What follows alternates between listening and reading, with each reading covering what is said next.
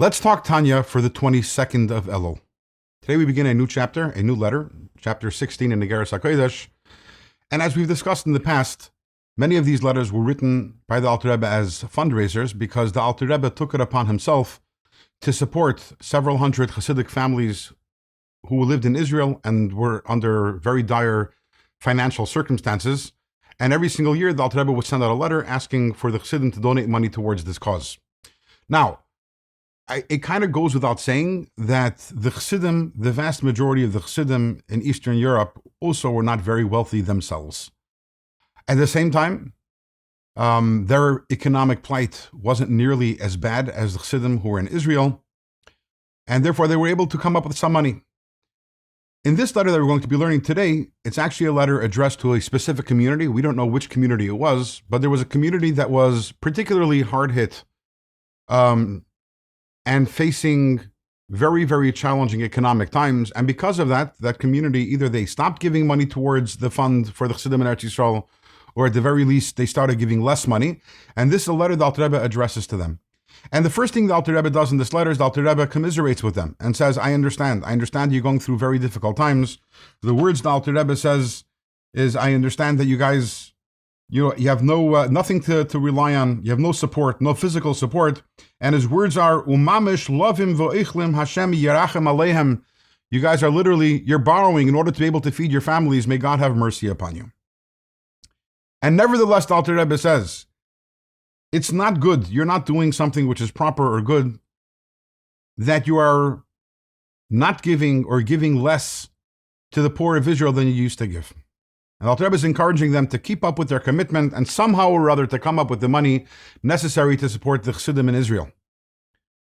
Now the obvious question is, if we look in halacha, there's a rule, chayecha koidmen, which means that your life takes precedence over everyone else, and you have to take care of yourself first.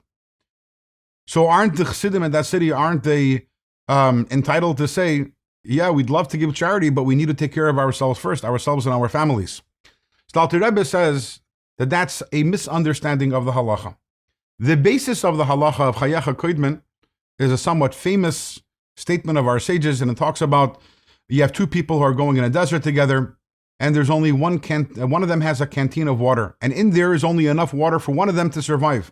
And the question is, should that person share the canteen? Should the person perhaps give the water to the other person? The answer is no. Chayecha koidmen, you have to take care of yourself. You have to save your own life first. But that example is very telling, because there it's talking about there is literally only enough sustenance for one person to survive. But what about an instance where one person has enough for basic survival? And then the question is, I want a little more than that. I want to have more than the basics. I want to have a little more than bread and water. I also want to be able to have some chicken and some meat once in a while. I want to be able to have a couch. I want to be able to have a car. And then there's another person who does not have enough for basic survival. What is the halacha then? The Alter Rebbe says then the halacha is the other person's basic needs take precedence over your, what we call luxuries. Maybe they're not luxuries in the simple sense of the word, but they're luxuries in the sense that they're not basic necessities. The Alter Rebbe brings a proof from this from the Talmud, where the Talmud talks about if there's a river in a city, and the city needs it for their drinking water, and there's another city nearby that also has nothing what to drink. So does the city number one have to share that water of that river, which the river belongs to them, with the members of the other city? And the answer is, well, if there's enough to share, then obviously they have to share. But if this river can only supply water for one city, then that city takes first. But then the Gemara says over there, what about if city number one needs the water for drinking, but also for their laundry, to do their laundry, and city number two needs the water to drink? So if city number one uses the water both for drinking and for laundry, there won't be enough for city number two to drink. And then the halacha is no. City number one has to go with dirty clothing. City number two gets to drink from the water also. So we see from this that the rule of chayecha koidmen, your life comes first, is only when you don't have basic necessities. And the Alter Rebbe is turning to Chassidim and saying, yes, I know you guys are poor, but you have your very basic necessities.